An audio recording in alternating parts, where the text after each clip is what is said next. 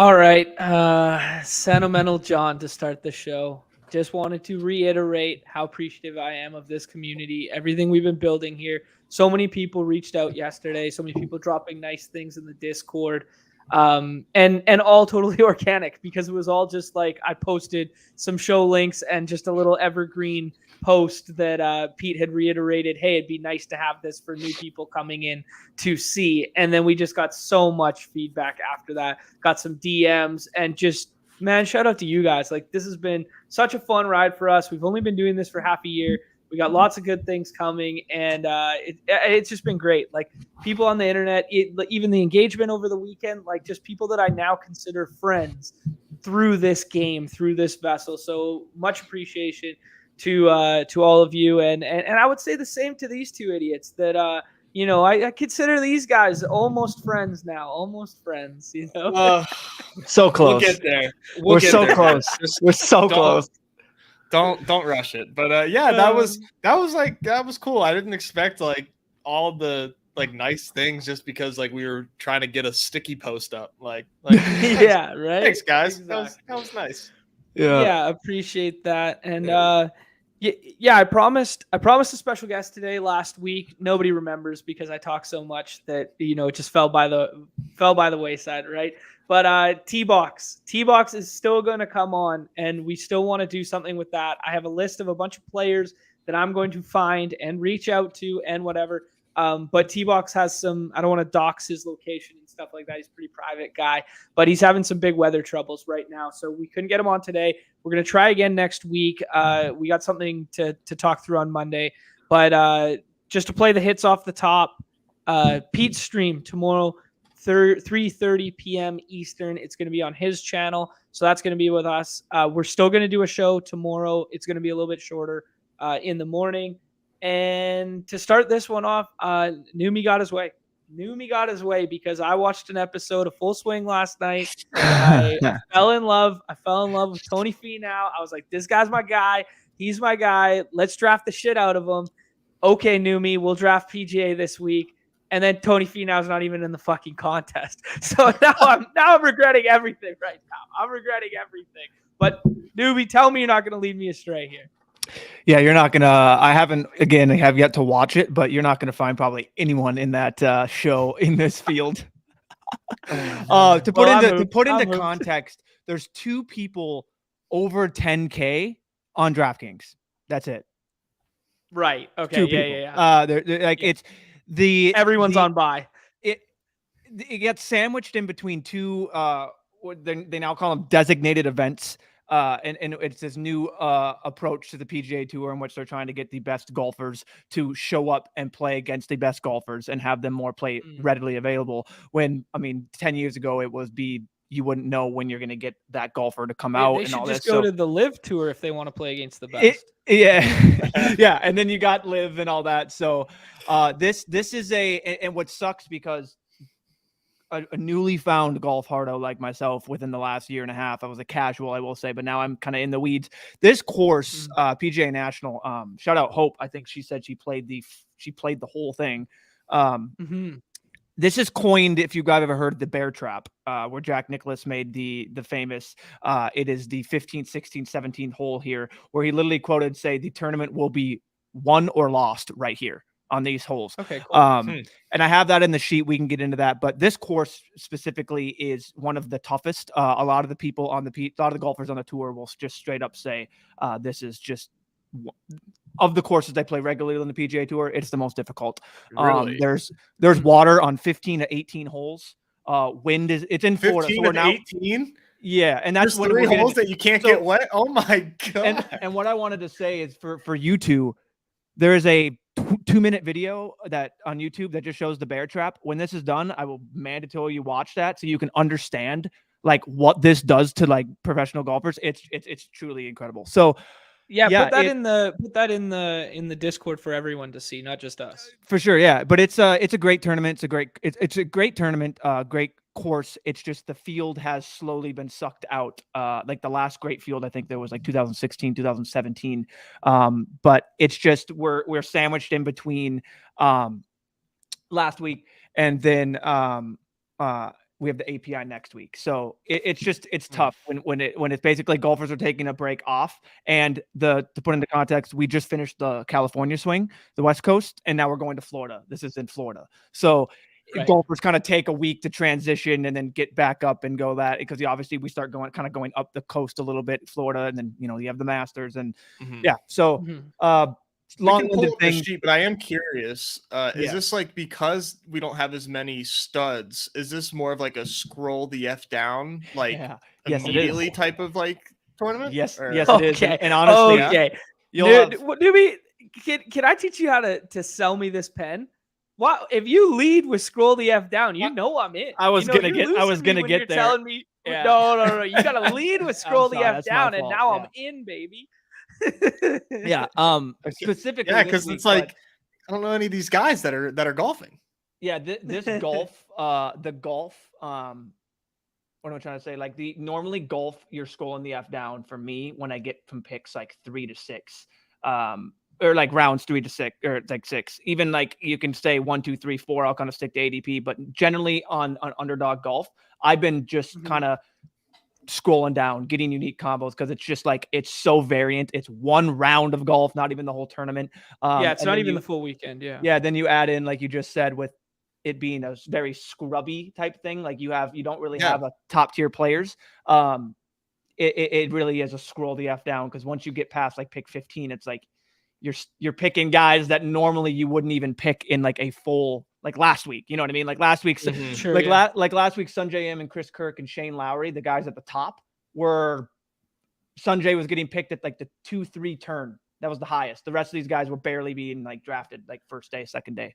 So what I'm hearing, Numi, is this is it's a couple bye weeks in here. It's a short slate, it's an NBA slate where we got to deep dive the Magic. Jonathan Isaac's ADP is thrust up to 20 right now. That's what I'm hearing. I think there's a lot of edge there. And I said this on the stream, which shout out Badge Bros Unhinged channel. Go check out that PGA best ball breakdown. Definitely. I said this when we didn't actually have a daily to break down, was like it gets really, really difficult on these dailies, because normally I do better on rounds 2, 3, 4, because I can go off strokes gained data. Basically, I can go on Data Golf. Round.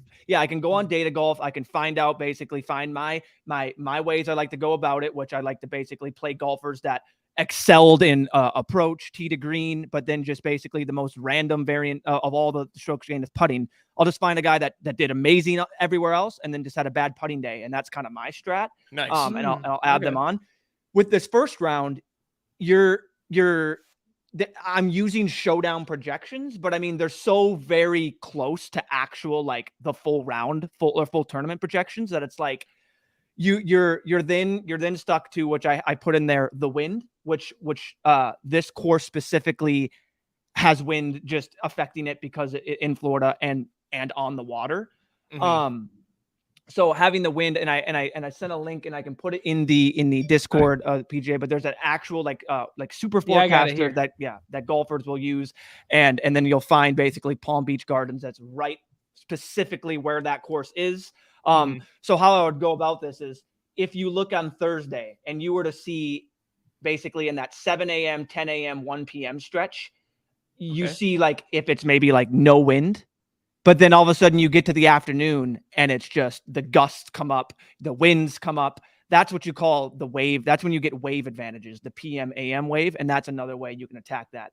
We don't really seem to have that here right now. It's going to be kind of just in the morning, it'll obviously be a little less gusty, but it'll get to that around 10 to 15 range windy. So okay. So to simplify the terminology and stuff like this, because you are going a bit sicko mode, where if guys haven't played golf at all before, the way in which I like it.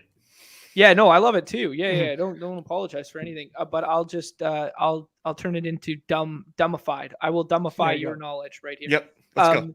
They come out in waves when they're teeing off. So when the field is a full field on Thursday and Friday before the cut, certain golfers go out in the AM, certain golfers go out in the PM, and then they flip the second day. So your AM guys on Thursday will now be your PM guys on Friday, and vice versa. And pending weather, pending, as things are changing and conditions are changing on the golf course, scoring conditions are better in some of those windows versus others. So what Numi's suggesting is this week, though the wind is looking pretty crazy and stuff, it looks like it's sustained through both windows of time. So there will not be an advantage to AM, PM. But that is one thing that we can lean into on Thursdays and Fridays. Yeah, any days in general, but yeah, specifically Thursdays and Fridays. I did that earlier on early on this week. It didn't come to a win, but you can just see where people are drafting where, I mean, I basically took the top golfers and then I would just X out any guys that were in that bad wind. Earlier on, we also, like a month ago, we had course rotations. So we'd have 3 courses they were playing with. And then the 4th day they would play like another one of those courses again. So like that was hard to get data with. And then like we were doing course edges. Basically you were playing the softer course, which yeah. And then it all comes down to golf, which is just variant. I think the number one thing, if anyone hasn't done this, the scoring is similar to where we broke down in best ball, which it's birdies, birdies, birdies, birdies. That's the thing that's going to correlate most.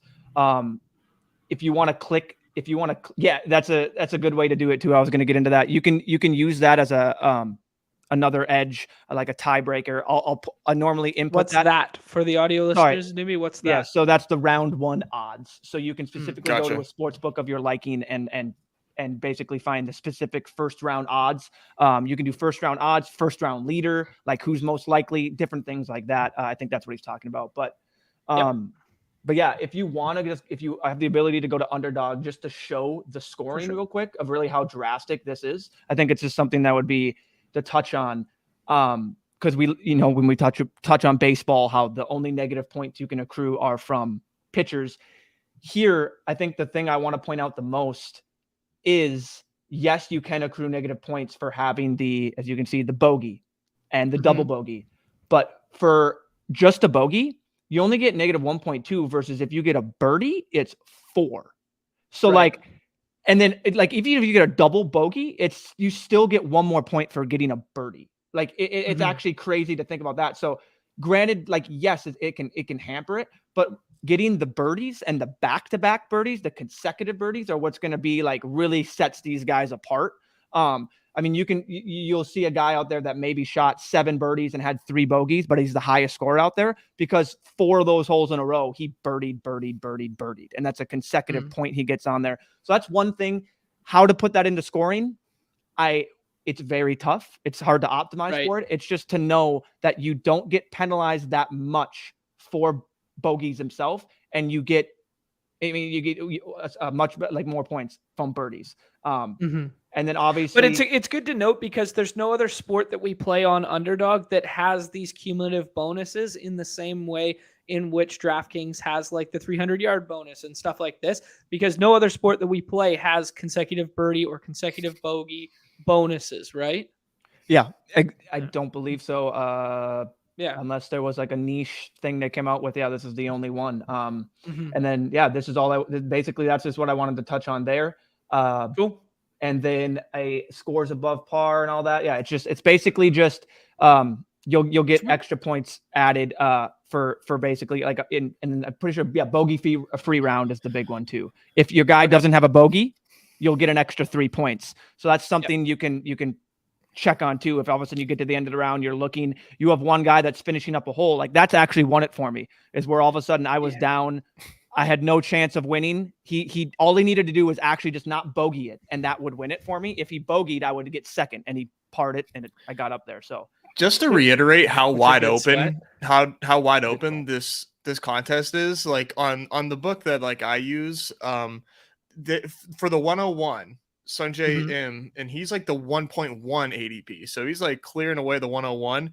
Like the only thing that I can get is like, does he finish better than 13th or worse than 14th? Like they don't even give him like top 5. They're like, do you think he'll finish top 13? Like that's the 101 of this contest. He might not finish in the top 10. Like it's a toss up according to Vegas odds. So it's crazy. That's where golf gets crazy, and like a lot of people will hone in on form and stuff like that. So for like Sanjay, like it's tough because you look at T56 last week, but he normally doesn't play good at Riviera. Then he's been in great form. And then the one thing that my sicko mode is like, he loves Florida courses, plays very well there, and he's won there. So that's just another thing too, is like that's what one thing you can pick up. Love so that. I think, I think that's the thing for Sanjay, for him being up there. But man, yeah, it's tough. I mean, I'll just kind of do a breakdown of this real quick. It's weak field, tough golf course, and perhaps like like we said for the scroll lap down, we're gonna see just these random names up there. I mean, you're already looking at a lot of people. More. One more. You're already looking at random names. A lot of you in general, like you're looking at these names and going, I barely know golf and I don't even know any of these people. So it's just really interesting. The bear trap, which I was talking about, which literally just, I mean, it makes every golfer, what's really interesting. This is what I mean by the bear trap. In 2021 and 2022, no players went bogey free through the bear trap for the entire tournament. Wow. Like the scoring on the bear trap is tied for the fourth toughest 3-hole stretch in the PGA Tour. Wow. Okay. Yeah. That's wild. Fourth, and that's how they close. And first time in the golf streets, and we roll the 101. Actually, I won a golf contest. What do you mean by won? You cashed or no? I won last summer, and last summer I was driving up to my soon-to-be brother-in-law's wedding, and I rode with like the Nikki's parents, and I was just in the back of the truck, like, it's 3-hour ride or whatever. Yeah. And I was just like, oh, what am I going to do when I'm back here? And the only thing to draft was golf on my phone. So I was just like, whatever. And as I was drafting golf, I remembered that I couldn't really sleep the night before for whatever reason. And I was up at like 2 or 3 in the morning, and I drafted like 4 of them, and I won with one of them. Do you know what tournament it was at all? Do you know what we can go back and find it. We can go back and find it. I want to see if I was in there, because I feel like I would have seen Roto run in the streets. We got the 101. So are we going with Mr. Sanjay, Im here? I think it's Sanjay. Sanjay. Is it Im? Sanjay Im. Yep. Im. Yeah. Sanjay, lock it in, baby. Yeah, so like, Sanjay's the guy. Like we won't draft too many of these. You guys will get the picture of them unless people are clamoring for them. Like John says, I totally agree. The strategy, the fun in building it. It's 6 players. It's kind of like basketball, except it's less appealing than basketball. So I totally get like the appeal for drafting golf isn't there. But the sweat equity is the appeal. The sweat equity of golf is the appeal. Up top. That's pretty nice. And the 10K price pool, making it so it's a little flatter too, which is nice. Great for a game like golf, which it's just like, I mean, you could be looking real good. Like I remember Hope sent me a chat just like, you better win with that team, and I was like, oh, I'm in for. I had a team in like 6th that had like 2 golfers just teeing off, and everyone else was like done. Like everyone else was like done. And all of a sudden, I ended up like getting second because someone else, I think it was one of the badges came up, El Padrino. When someone came up with like all of his and all that, but it's just like, it was literally because like the 3 of the last 4 holes, one of my guys bogeyed, and I just plummeted down the board. So it was like negative 1.2, and then it was negative 1.2, negative 1 for the consecutive bogey, and then it was negative 1.2, negative 1 for this. It was just like, oh my, the way that snowball in golf is kind of nuts. Yeah. That's one cool thing about the sweat there, right? And it's like you don't really sweat it. You don't really sweat it unless you're watching it. Like there's like when it's so many golfers going on and it's so staggered. Like every hour or two, I'll like look and I'll just basically go, who's leading the round, and I'll be like, do I even have a chance? Like, do I have any exposure to the guy with -6? Because if I don't, like, there's no way I'm catching it. Like there's no way a guy can catch that -6. So it's just it's real easy to know, are you in it or out of it? Let's talk about some of the biggest like ADP outliers and stuff here, because like we got like this like 6.6 here. JT Poston. I actually know Postman, baby. I actually know him. Yeah, he did okay for me in one of like the Numi like forced me to do do a a pup cup. PGA best ball. Yeah, the Oh, pup yeah. cup last year. And I think Poston had a pretty good outing for me. So I actually like him. Yeah, I like posting there. Just interesting to see like a 6.6 falling like that in terms of like discrepancy between our rankings and like discrepancy between the Let's field do here. Ben Griffin. The only thing that scares me about Ben is it's his first Is he time gonna here. win the dunk contest. I kind of like it. Depending Now, if he's jumping over a car. maybe he but doesn't know about the bear trap, and so he doesn't have that like in his mind. It's his first time golfing, and he doesn't. So many different things you understand. can play that Good with. narrative. Good He's narrative. made- He doesn't he's even made- have a picture. I'm super in on taking guys with no picture. Yeah, He's made Just 9 out of the 10 silhouettes. last cuts, so it's good form. I'm looking at the sheet and it's telling me to take this I know Seb Thomas Straka. What Dietrich about him? Yeah, let's or take Denny That's fine. or these guys are both actually. This guy's higher on your sheet here. Little McCarthyism. Yeah, we can take McCarthy. So Denny McCarthy is like the greatest, is like the best putter on tour. If his game was just on like average with like the PGA Tour with his putting, he would be like lights out. Christian Bezadenhout. Bezadenhout. Not a Frenchman. No, he's I think he's South. Yeah, it sounds like South African. Not funny. Interesting story about him. He actually drank rat poison as a kid, and he had to get his stomach pumped. And he has like a stutter now because of it, and he's shit. battled with like anxiety and stuff. But yeah, crazy. he basically like there was a battle with rat poison. Yeah, he's South African. That's not a couple that's good not a battle a Canadian lot of boys. people. No. Yeah, no. It's not.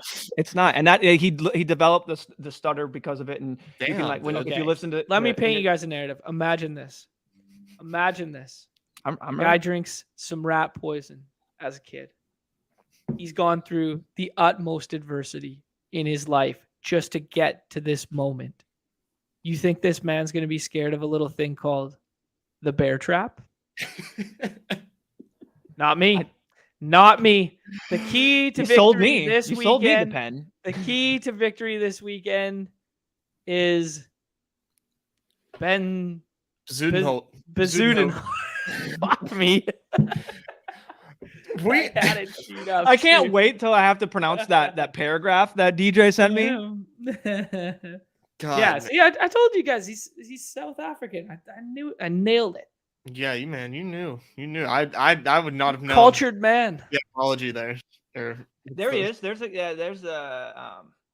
I didn't even know how to I see a couple good Canadian boys going in the second round here.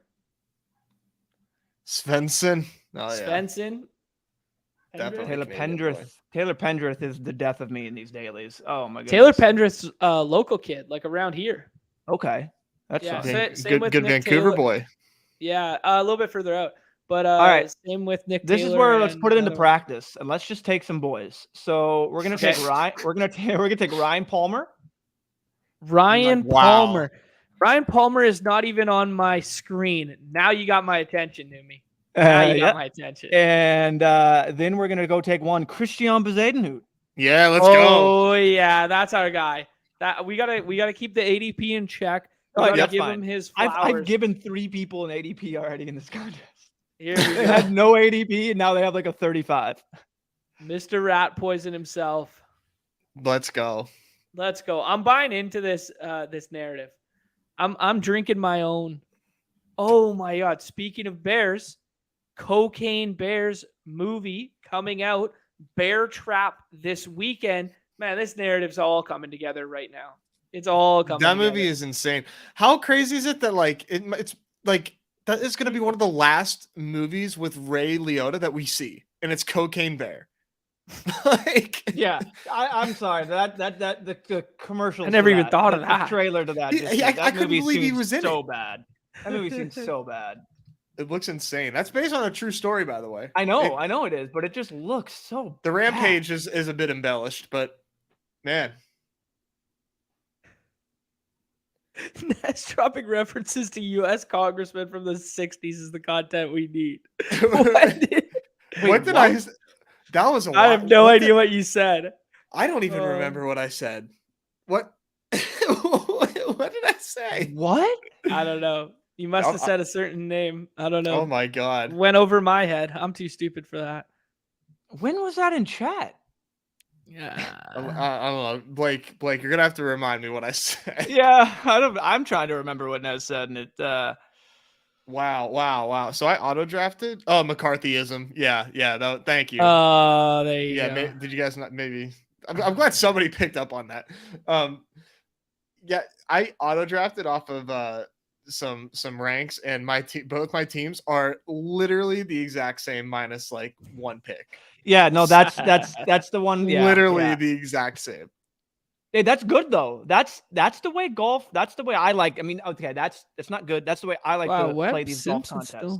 I like to do the John Boy exploitative, where it's. I mean, the reason I've been last is because I've had exposure to guys that are just been bad. They just haven't had a good day. But I mean, I put there's.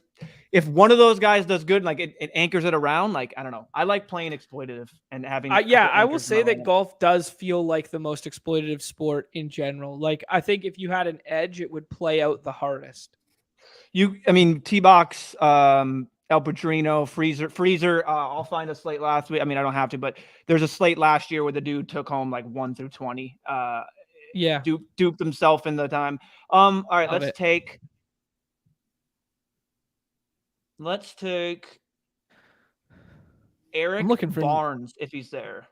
Eric Barnes sounds so boring, but we'll try. Okay. All right. No, then we'll take Eric Van Ruin. Take Eric Van Ruin if you want him. So many Erics. Eric Barnes. Oh, he's got a K. Sell me on this pen, man. Eric with a K is completely different than Eric with a C. This guy's got the spice of life, a variety of life with the K in here. Oh my god! I didn't know all I had to say was he had a K in his name. Goodness. That's all you had to say, dude. Eric Barnes sounds so boring. I was like, Eric Barnes. He's gonna go out there. He's gonna make 14 pars, 1 bogey, 2 birdies. Call it a day. Whatever. He's gonna make 2 birdies. Call it. Hey, 2 birdies, 14 pars. That would be 2 birdies. Yeah, we're a hole short there, but we'll yeah, no. And honestly, like if you can just play even through this course. That's great. Man. Like, there's not going to be many birdies flying around this tournament. All right, we did some golf. Let's turn the page. Let's do one puck draft here. Let's rapid fire this. We got there you go. What is this? I don't know, Chip. Maybe. I'm not sure I can get on board with that. It's fine. Oh man. 3-game puck slate tonight. I'm going to selfishly say I was cheering for Sam Olsen last night. I looked at the leaderboard. Nikki and I went for dinner, and I was like, hey, I'll just see if I got any good teams. And I kind of had a break-even night last night. I had one good team that looked like it was going to do a little something, and it didn't. But I only did like 20 entries or something.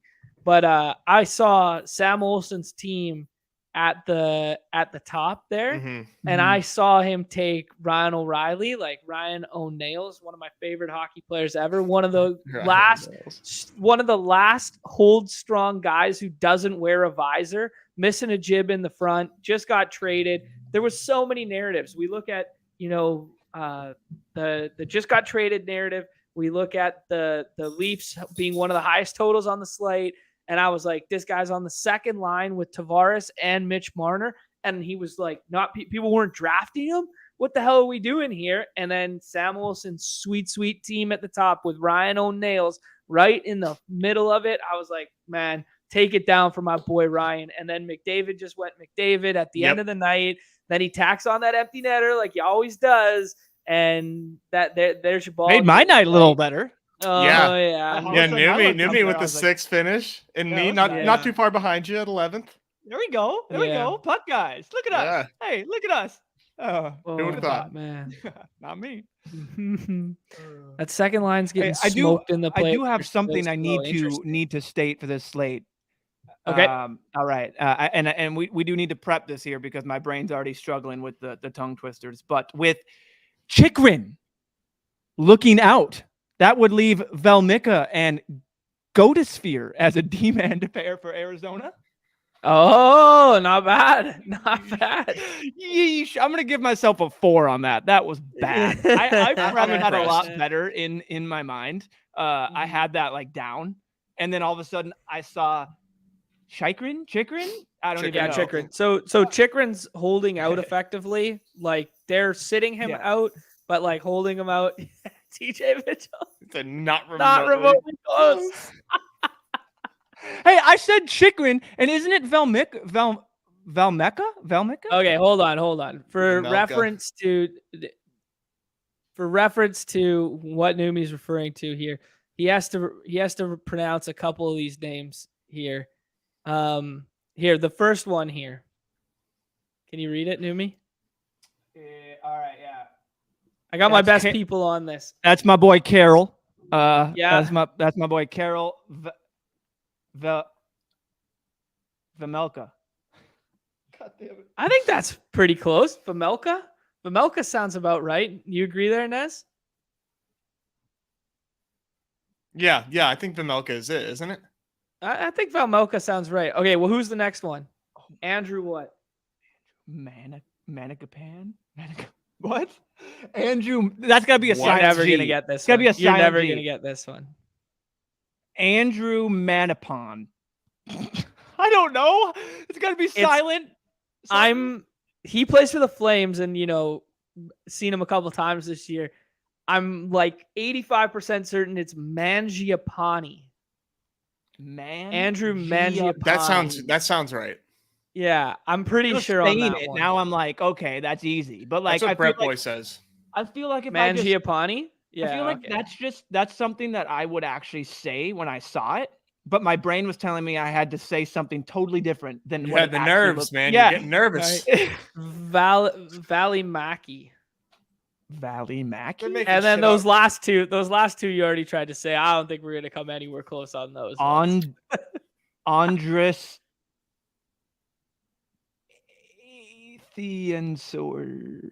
Athensur. Oh my god. Yeah, man. Man. And Shane Goatosphere. Is it Goatosphere? Tonight it is. He's popping in the model. He's Goatsphere. Yeah, he's in his own Ever stratosphere.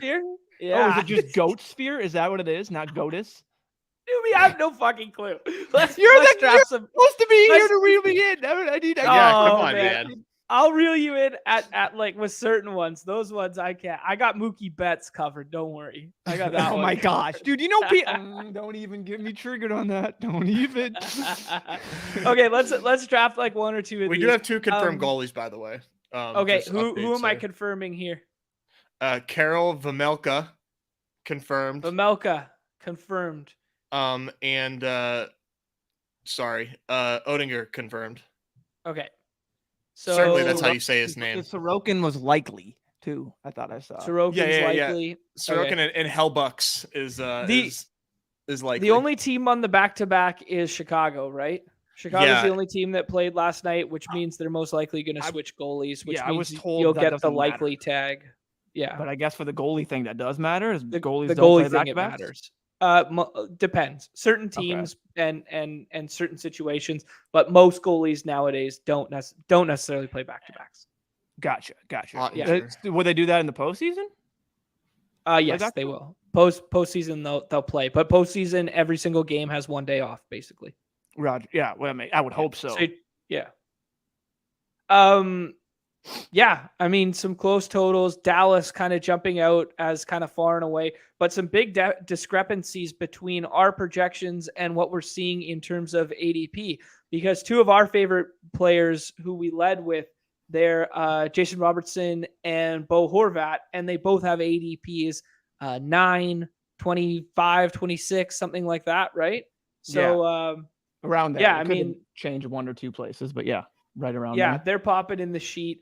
And then I think the biggest thing right now is the blue line looks kind of thin on this slate. Does that mean defenseman? Okay. Yes, sir. Cool. Yeah. I need to keep when you said blue, I was just like, okay, what? Like, what do you mean? And then I was like, wait, okay, I think I know what that means. Cool. That's good to know. Yeah, you're right. Because when I got into the draft, like the first thing you're stuck with is like, is it Miro? Yeah. Miro Heiskanen? Heiskanen? Cool. Yeah, that guy. It just seems like he's far and away the top defender. Not maybe far and away, but like he's up there. And then there's other defenders that I think are very viable that are just like very. Please don't say defenders. There's a bunch of blue liners out there that are viable and that are very undervalued. Bunch of D-men. Jeeves Crevis. Okay, D-men.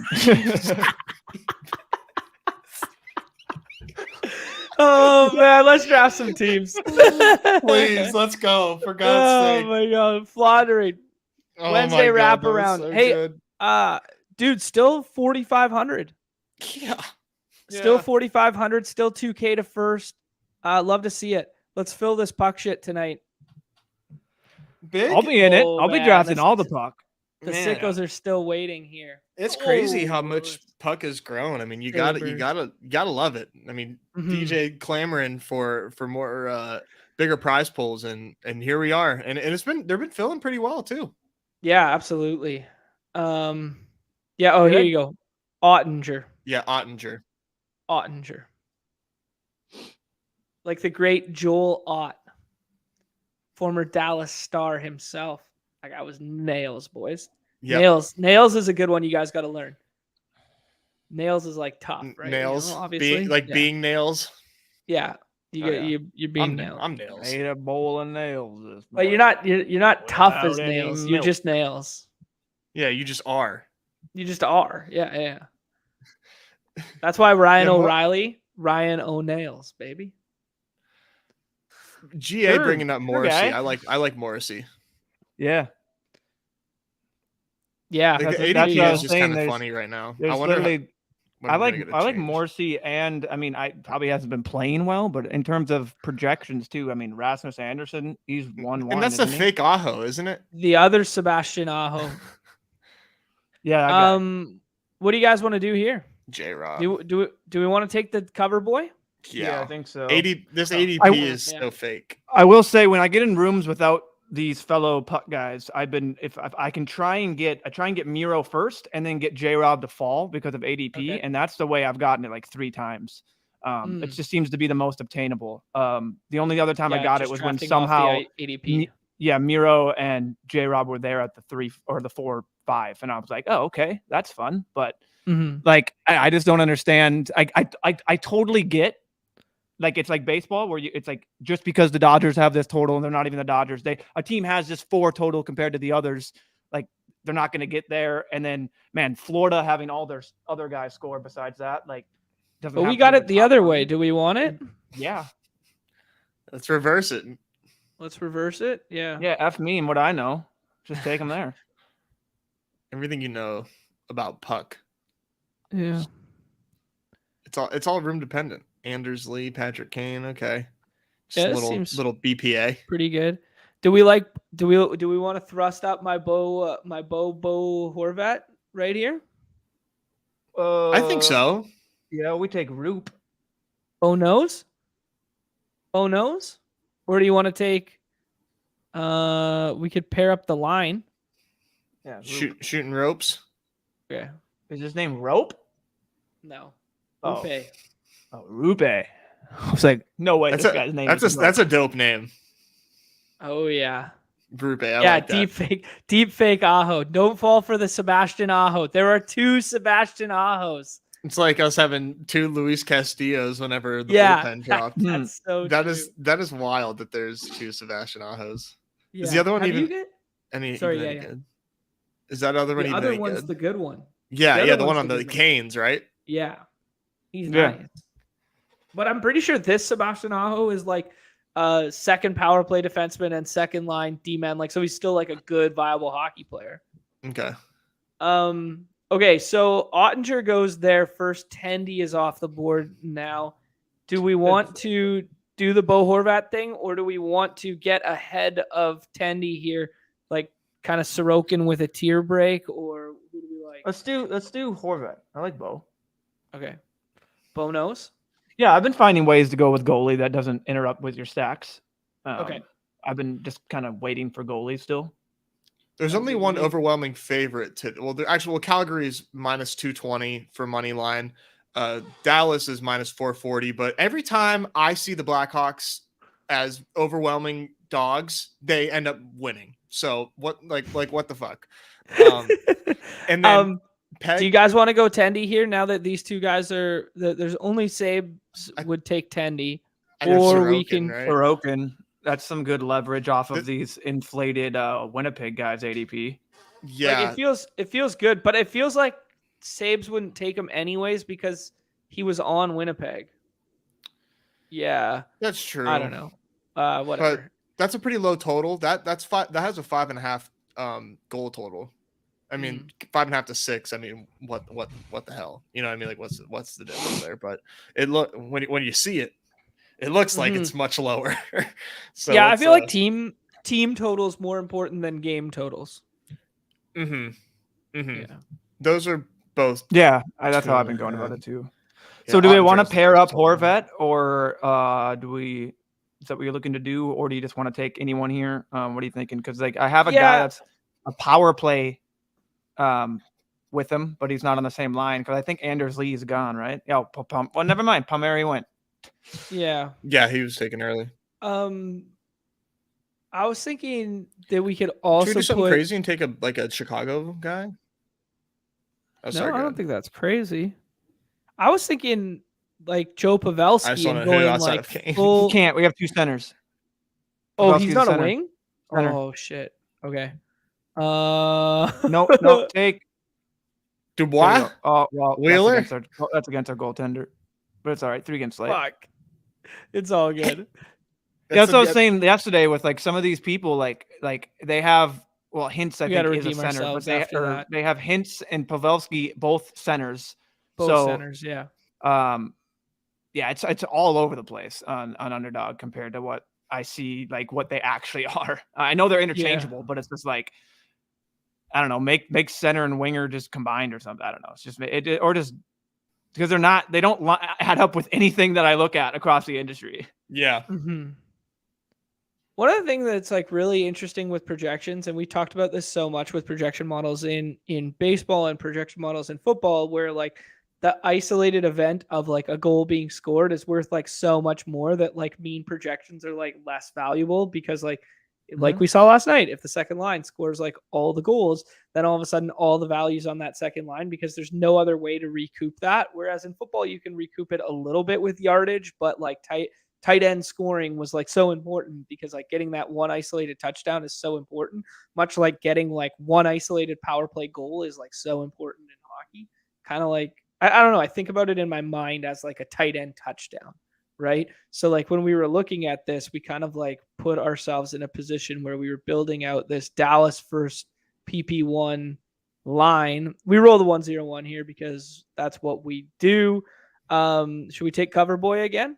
Yeah, I think so. Yeah, I think you just got to say like screw ADP and just take him 101. He's just so obviously what appears to be like the safest, maybe best, if you want to call it that, but just like he stands out. If you just look, there's a lot of ways you can play it too. Like last night, the lineup that I had up there, I didn't have anyone stacked with McDavid.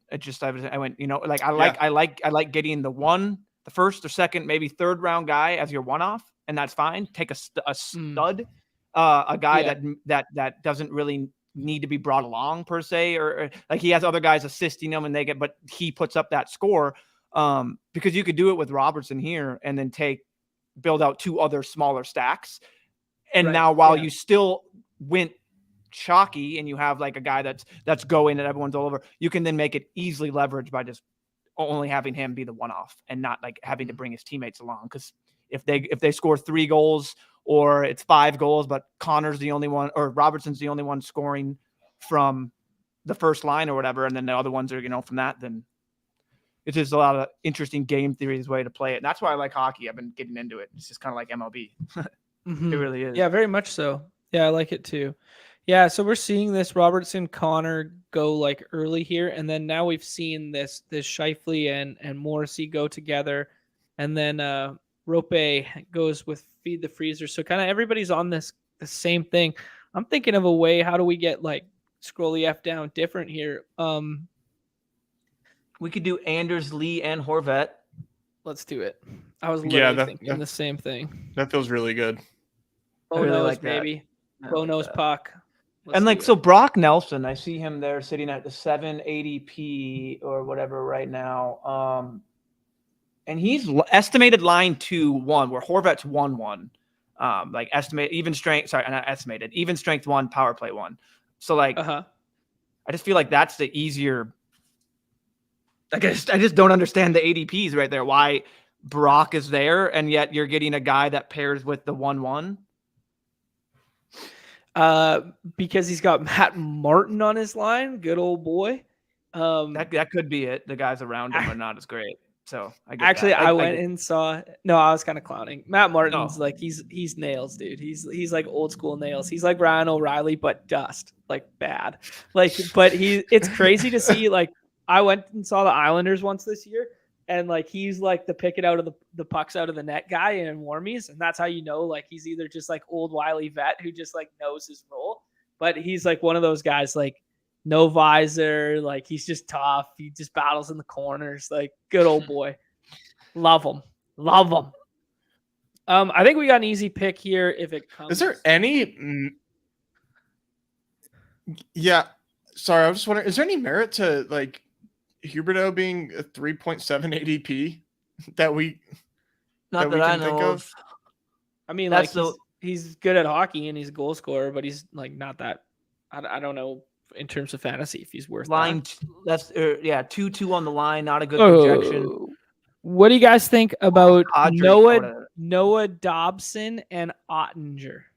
I like getting Ottinger. Yeah, we could do Ottinger and even Pavelski too if we wanted to do that, or if you wanted, you can keep the solo J-Rob though. So. Let's see here. Two centers. I guess Freezer could take Pavelski and let's roll it. Let's take Dobson. That's fine. Yeah, I think Dobson probably has a better shot at coming back than Pavelski. No, I'm not sure. I really don't. I don't have the. Fuck me. Because there's only one other defenseman that could be like this is like the fun little math and game theory here because I think Freezer takes the line pairing, right? Because Freezer takes the line pairing here and goes with 3 Dallas and has 2 centers, but like Willis and Freezer both couldn't have taken a defenseman. Yeah. Like this is a bad pick to take the defenseman here. Like just in general, because most people aren't going to double up. Because he's watching us. I'm so far ahead of the curve, and I knew that we were goofing it there. It's all good. We'll find a better off the wall pick. Are you saying to take Huberdeau with Kadri but not take him solo? Can I take Kadri solo? Is that okay? Or is that I guess because Kadri at least gets the hits. That's what I would say. Like pairing them together makes sense. He just running around hitting dudes. Yeah. Yeah, he's just running there. He's just got to Yes. Okay. Cool. All right. Cool. Confirmation bias. I'm gonna keep doing it. Perfect. Okay. So we're gonna go winger center here. We can go off the board anywhere. We could go with this Bo Horvat and go with like the whole PP unit. He's on a second line. Is Jamie Benn a bad pick? I don't think so. I know he's 3-1, but he's got the power play. Like so, he's 3. That's okay. I'm going to tell you why we're taking Jamie Benn here. This is why we're taking Jamie Benn here. Jamie Benn, Island boy. Jamie Benn dated a friend of mine. Jamie Benn doesn't wear a visor. No visor. Tough as nails. Absolute nails. Where's the C? He's got the Cheds on his sweater, boys. Where's the C? Respected leader. Oh, buddy. This is what we're going. This is where we're going. Jamie Benn. Here we go. Oh, double D is great. The double D on. Double D is great, baby. Double D's night. NSFW stream. Yeah, many are saying it's a double D's night. I'm an Island boy. Oh man, we got off An the rails. island boy. Oh my god. All right, let's rip this big board and get on out of here. Yeah. Let's So just get in and get out. Just what you do with 20-round Here we football go. drafts. Yeah, quick big board here with. Now that we warmed up, yeah. all right. Thank God. This is two more, one more. One more for the big board. Let's do this. GM Drew. Oh, two more. No, you didn't miss it, guys. People are scared. No.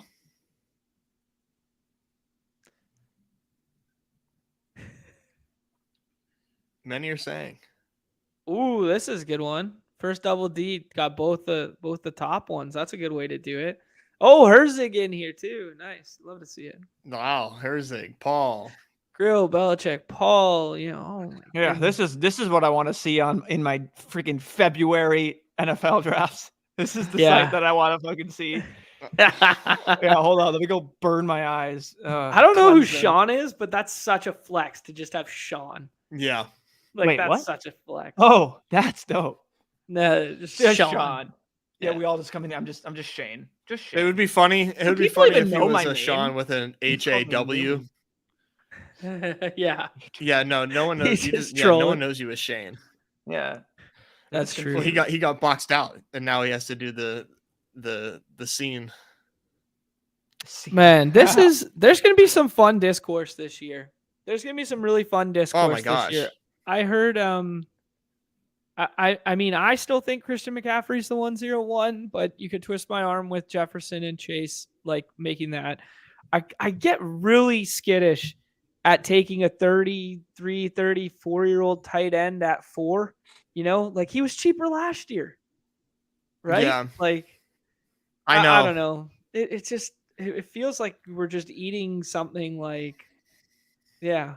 I don't know. I've taken him at 4 also in that same vein. Yeah. The age is bad, but like I don't know, man. Like Kelsey and Mahomes are like a mind meld. Those two are just like on a different level together, just like on the same page, just like unlike anybody else. And it just seems like I don't know. Surely the offense, I mean, they just won the goddamn Super Bowl, but like you would think the offense would improve, right? Like, right. Which is crazy to say. Yeah. I mean, You would think they would try to upgrade, but I don't know where though is the thing. Like how maybe I mean, there's been talks Keenan Allen getting cut. I mean, I don't know how much he would sign there just to get a ring. Because he still is a decent. Wouldn't Keenan Allen be the absolute perfect Juju replacement? Yeah. Like, he really would. I couldn't think of a better replacement. It'd be a better replacement. Yeah, like Juju. Better replacement. Upgrade. Juju just like get the ball and ram into people. All right. All right. Who do you guys like here? Devontae Adams is still Devontae Adams. We don't know the quarterback situation. Who's on the cover today? Oh, baby. Should we be the first guys to take the first round Bijan? Oh, dude, absolutely. Like, come on. You This have is so bad. Let's wait for No, him to it's come not. back. No, he's not coming back. All right, fine. He's not coming back. Fine. Understand that we finally have an elite running back prospect who is going to deliver. And when he gets drafted to just like the Chiefs, the Chiefs, the Eagle, and it doesn't matter. He's going to be a smash. He's a smash, and you just got to take him. Oh man. Oh yeah. He's literally bust proof. I'll put that stamp on. I think. Yeah, there you go. Paul's letting us know that we're sane in doing so. Far from the first to take Bijan in round 1. I mean, I think back to the Barkley year after landing spot, after whatever, where Barkley was going in like the top 5, and it made a lot of sense. You think back to the Zeke year, made a lot of sense. You think back to Najee Harris with that role coming out, and you just knew he was going to get fed. Yeah, a lot of sense. Back end first. If we get a landing, I mean, do we just put Jonathan Taylor with him? Fuck yeah, yeah. Dude, that's what I was just gonna say. I did 2. Inez, I saw you did 2 slow drafts for your $2 $3, which Honestly, I felt that was just the better way to do it too. I don't know. It's just fun to have 2 little slow drafts. Albeit, I hate the keep low a finger on dollar. the pulse. The low dollar slow drafts are hell, but They are if you like overwhelm yourself. Yeah, but if you just got a couple, see how boards are playing out. It's nice. I got JT and Robinson in that, and that was real fun. I was like, Nice. oh, that just seems really fun because like Bijan is a guy that if that landing spot is what we're all talking about, the whole concept, like conversation around him, like the talent, we all know. There's nothing about the talent. It's the landing spot, the landing spot, the landing spot. He's only going to go up. Like he's only going to go up or stay like right around the spot. I really don't like I guess I'll ask you guys, is there a spots that you see him just fully tanking his ADP right now? Or just like going into the 20s? Like what spot would that be? Or the whole industry decides, whoa, this was the like 101 worst spot to go to. Yeah, like within reason. I think Chargers. Like, that would be really weird. With Eckler and they just drafted. Who did they just draft last Isaiah year? Spiller. Spiller. Who was like a freaking bust and a half, man. Oh my gosh. Yeah. I mean, his rookie year was. I still like him. Like I liked him. I liked him. I just know they invested like what 3rd or 4th round capital into anything for me last year. But I think it's a good point, Yumi, that like there's a lot of. I mean, I said something. I guess was when we were watching Chip Chasing the other night that I said something along the lines that if we knew Bijan was getting a Najee Harris workload, like rookie year Najee Harris workload, if you knew you could pencil Bijan Robinson in for that, is he 101 candidate? Yes. Right? Like that's what I think. Like dead at. Like he's absolutely a 101 candidate. If you can guarantee health and workload, like I'm not saying he is, but he's a candidate and someone that I would be like he's top 3 pick if that is the case. It does depend on the landing spot. I don't know. But Seahawks would be really gross. Like I'm trying to think like within reason, but you can't really like, there's the assumption of rational coaching and that applies to the drafting as well. So we do have to see, there is a chance that he just gets into a terrible spot, but I have trouble seeing him getting drafted, even if it looks a little bad on paper where he's just not like the dude. It's like this is when this happens, when we get players like this, it hasn't happened in a minute for us in fantasy like this. Wow, Bengals would be a sick landing spot. I've been thinking about that. Get a little bit of that O-line health back to start the year, right? Because that was like their big like end of season, like whatever. Joe Misdemeanor takes a walk. Nobody should ever drafted that scumbag, but hey, I regress. No, I kind of think that would be an incredible spot for him. What do you guys think about? And this is just me thinking. I was just thinking like because I don't know what their whole running back scenario and what they're going to do, but it just seems like you have 2 guys that are replaceable, like the Dolphins. I don't know. That seems like that seems good too. That seems fun too. Like no one's going to take snaps away from him. I think we're going wide receiver here, and I think I kind of like Mike Williams or Calvin Ridley. I like. Who do you guys like? Am I weird for that? Amari's cool. I like you guys. I like anybody other than Mike Williams, to be honest. I'm just not a Mike Williams guy. You don't have to do Amari Cooper. My thought process with Mike Williams is we've seen what that Joe Lombardi X role had been in the past. Granted, it's not going to be the same next year and whatnot, but we've seen what Mike Williams can do without Keenan Allen there. And if we're anticipating Keenan Allen not being there, like we saw Mike Williams going. Remember when Mike Williams balled out at the beginning of the year before last? Was it last year? No, the year before last. Yeah. And then those best ball resurrection drafts, and he was going at like the 2-3 turn. Yeah. And then he thrust up to like the middle of the second round, and everybody's like, this is what Mike Williams really is. Like that sort of thing. I still have those visions in my mind, right? Yeah. It would come on. It's three goddamn. It's the GA say something nice challenge, which he's yet to say one thing positive on a stream in his entire. I mean, these drafts are. I mean, these drafts are tough, man. They're tough. I think you could make a case for like you could wish cast that DeAndre Hopkins goes elsewhere. Doesn't Dang. seem inconceivable. I like Calvin Ridley here. Me Yeah. too. I mean, you could Yep. twist my arm into like Lamar and this whole elite quarterback narrative, and quarterback gets thin in a hurry, especially in 20 rounds when people are taking 3 and blah blah blah.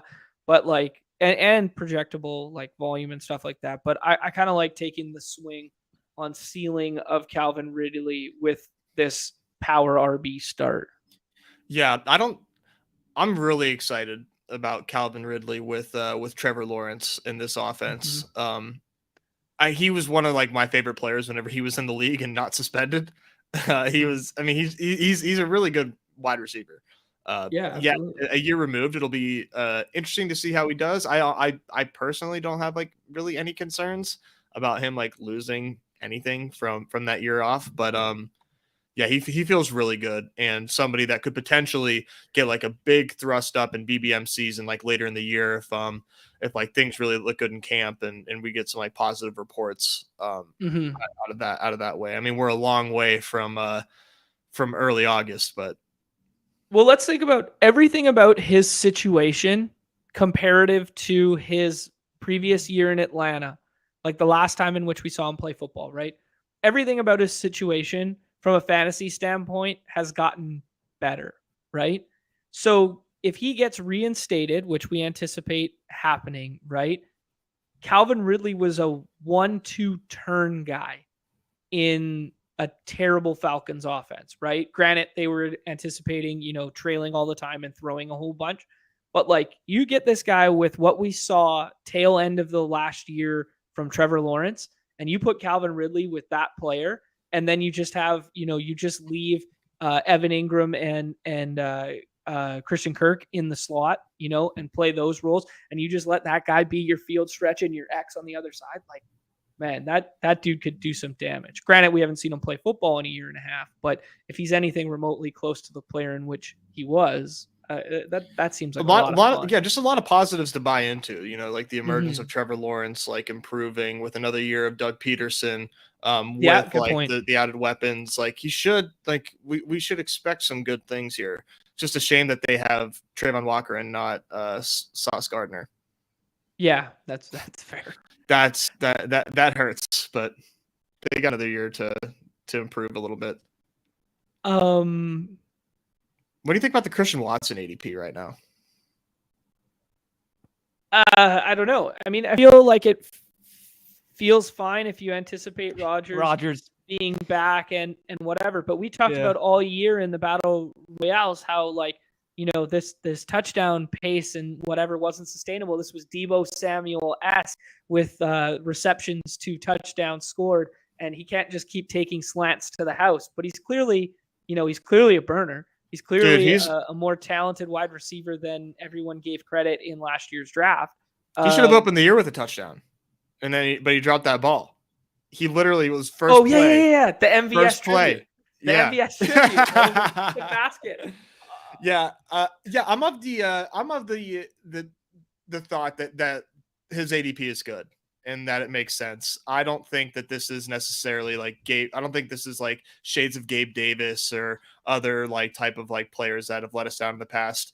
I feel really good about Christian Watson, really with whoever's at quarterback. I think he possesses just the speed and the athleticism that like it stands out on film. Like when you watch him, it's like, wow, this guy is a lot faster than these guys, and he makes a lot of plays look pretty easy. So it's a bit of a controversial ADP, but are we doing it? Just doing what, man? Are we doing it? Who's ready to get hurt again? Who's ready to get hurt again? Sign me up, I guess. Come on. Let's go. I'm down. Who's ready to get hurt again? I love it. What's going to happen if Pitts busts again? Man, what's going to happen? Way too much as an inline blocker last year. Like he's a wide receiver playing tight end, right? Like he needs that old school Jimmy Graham role, right? Like 10 touchdowns and 1,000 yards should be your benchmarks for a guy of this magnitude. And for whatever reason, they just established the shit out of it. They were so run heavy. They use him with all these little chip blocks and these inlines, and he's not that player, right? Like Arthur Smith's so bad with that, right? Yeah, that didn't make any sense to me. Got to wonder like how they get better next year. What do they do in the draft? I haven't seen too many like mocks for the Falcons. Oh, good point. Yeah, they should fire Arthur Smith. That would be a yeah. And it seems like that's number one to getting better. they seem content with Desmond Ridder, but I really would love to see them like make a play at a quarterback. Yeah, I don't think Desmond Ritter's that guy, but again, it was just one small he sample, looked like okay, but hey, I'm with who do you guys like here? This feels like a really good wide receiver spot for us. I kind of like all these names a little bit. Yeah. Year 2 George Pickens sounds like a lot of fun. There's a lot of people are shitting all over George Pickens on Twitter right now. I like Gibbs or Keenan Allen. Let's do Keenan Allen. Let's say Keenan. Yeah, Keenan could find his way to like a nice landing spot and like getting a decent discount here. He played well last year. Like, yeah, he was hurt a lot. I mean, for a big, not like off and on, but like for a large chunk of the season. But dude, he's still a really good football player, and he's like a technician as a route one of the best route runners. I think his game's going to age pretty. I think his game will age decent, like pretty gracefully. Herzig taking Gibbs there, Alabama kid, that was getting some love from Pat Crane, last year's champions. We listen when he speaks, right? We listen anyways, but Gibbs, it adds a little bit of clout. But he was saying that like there's kind of like 2 tiers for him, and then a whole bunch of dart throw guys. And he was saying that it's Bijan in a class of his own. It's Gibbs in that next little tier by himself who could definitely push up based on landing spot. And then it's everybody else. Then Tank Bigsby, and then everybody else. Hey, I've been seeing a lot of hype for Deuce Vaughn. Deuce Vaughn. We took him. We took him in our first draft. I told John he was like 5'6", and John immediately wanted to turn off the street. We did, yeah. We were like, this is the grossest thing I've done. You drafted a dude that's gonna turn into dust as soon as he gets hit in the chest in a football game. Hey, but the defense can't see him behind there. You know what I mean? That's hard. It's hard for them to be able to look and be like, well, what? Where is he? He's just behind those offensive linemen. You know what I mean? He can do something. Yeah, I don't know. This rookie, like it's just funny when I see a lot of hype for rookie running backs outside of Bijan, because like it just seems like everyone has a case for each like their guy of how he could just step in and just be that ultra fantasy workload guy, bring it to you, and it's like there's like 15 guys I keep seeing on Twitter. I keep going back and forth. People are hyping them up, but I'm just like, okay, like we've got. I like that Karain. I didn't read that, or hearing that like he has 2 tiers, basically being Bijan, big tier gap, Gibbs, tier gap, everyone else. Yeah, like we had was that 2 or 3 years ago, like Jonathan Taylor and DeAndre Swift's rookie years, like they were pretty good rookie running backs. But like since then, like the rookie running back classes just haven't really been that great. Yeah, that's fair. So it's just, I mean, it's CEH. Yeah, he was in that class as well. Lest we forget. The CEH, if people were drafting CEH in the 2nd and 3rd round his rookie year, like, and if Bijan goes to the Chiefs, he should just be the 101. It should just be like 101, boom, simple. It would be crazy if he fell that far. I think he goes. Yeah, I know. Like, right. Yeah, I think he goes decently early. And that's the thing, though. That's going to be the talk. Is going to be like you have all the nerds saying you don't pay running backs. You don't draft running backs. I can't wait. I'm going to get so tilted. Yeah, it's going to be a great Twitter just battle between. Oh yeah, it's going to be fun. I can't wait to see them to see them piss their pants whenever a team takes a really, really, really good running back early. They're like, oh, how can you do that? I think it'll be. For me, I don't know. I haven't like aren't there a few good teams that have like 2 first-round picks? Don't the Eagles have 2? The Eagles do. Yeah, so someone else. I thought there was another one that had 2. Steelers basically do. If you're talking about good teams. Okay, yeah, that's fair. Well, we'll allow. They have the 32nd pick. I thought there was one else. Like those for me to seem like obvious. Like, those are interesting wild card spots because like if you when you have 2 first-round picks, it just makes it seem like you're not putting all that capital into it. I don't know. That's just the way I think about it in my Madden brain. There's been talk with the Bears trading their 101 to the Colts specifically. We're on the clock. Which would be interesting. Not that really has much implication for Deshaun Watson stack with Amari. I think there's kind of a quarterback tier break after. I mean, I'm kind of fine with like up to Trey Lance and Kyler, but Trey Lance and Kyler are like wild cards, obviously. Yeah, you make the pick. I think I kind of like this. Yeah, just stack it, whatever. Yeah, I mean, like kind of as a, if in terms of Joe misdemeanor, this might be worse of a selection. Like in terms of more, like, you know what I mean? Like, you want to talk about hey, newbie, I think we're not drafting with our moral compass today. Let's say that, eh? Okay, fair enough. Yeah, we don't need to tier. We don't need to do tier rankings of NFL player crimes. We just understand that this is a game where we're putting these morals to the side. God. But that's a good stack. That's gonna be someone's next like YouTube video, and they're gonna see that as like the tier, they're breaking the crime. No. Not clicking on that. Well, you will have people that will click on it. That's the thing. That type of headline would immediately get clicks. Man, Treylon Burks as like second-year breakout guy, like that feels pretty nice. I mean, I don't know who's going to play quarterback for the Titans. I like that ADP a lot. But that feels like a good buy there. Malik Willis, man. You didn't like what you saw? Yeah. I mean, you didn't like what you saw? For all the running back comps that Lamar got, Malik Willis, dear God. There was Vikings fans here that were just losing their mind when we traded back, and then one traded back and then didn't take Willis at that pick. And I'm just like, you're the definition of turn your TV on at 11:55 on a Sunday morning and see what team the Queens are playing. That's what the casuals would call us. They call the Vikings the Queens. What are the Queens on? The Vikings. Why? Because so it's better to call them the Queens, I guess, than the Kings. Say Flowers, undersized, getting some love. We could go the running back route. It's probably a better tier for running back. I don't know that we need ADP doesn't mean anything.